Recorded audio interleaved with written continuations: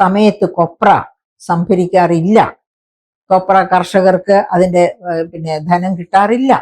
അതിനേക്കാൾ കഷ്ടമല്ല, ശരിക്കും പറഞ്ഞാൽ അതിനേക്കാൾ കുറച്ചും കൂടി പ്രയോജനമുണ്ട് നെൽ കർഷകർക്ക്. അവർക്ക് പാഡി റെസീറ്റ് ഷീറ്റ് ആണ് കൊടുക്കുന്നത്. എന്ന് വെച്ചാല് അവരുടെ നെല്ല് സംഭരിക്കുമ്പോൾ അവർക്കൊരു കടപ്പത്രം കൊടുക്കുന്നു. അതായത് പാഡി റെസീറ്റ് ഷീറ്റ് എന്നുള്ള ഒരു റെസീറ്റ് കൊടുക്കുന്നു.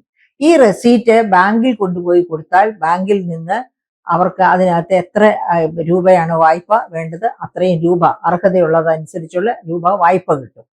വായ്പ കിട്ടിക്കഴിഞ്ഞ ഏതെങ്കിലും സമയത്താണ് ഗവൺമെന്റ് ആ ബാങ്കുകാർക്ക് ഈ പണം നൽകുന്നത്. ഈ പണവും അതായത് ആ കർഷകൻ അർഹതയുള്ള പണം ഗവൺമെന്റ് കൊടുക്കുന്നു. അത് ഏതെങ്കിലും സമയത്ത്. എന്തുകൊണ്ട് ഏതെങ്കിലും സമയത്ത് എന്ന് പറഞ്ഞാല് കേരളത്തിലെ നെല്ലിന്റെ സംഭരണത്തിന് ഒരു വലിയ പാകപ്പിഴയുണ്ട്. ഈ അടുത്ത കാലത്താണ് അത് തുടങ്ങിയത്.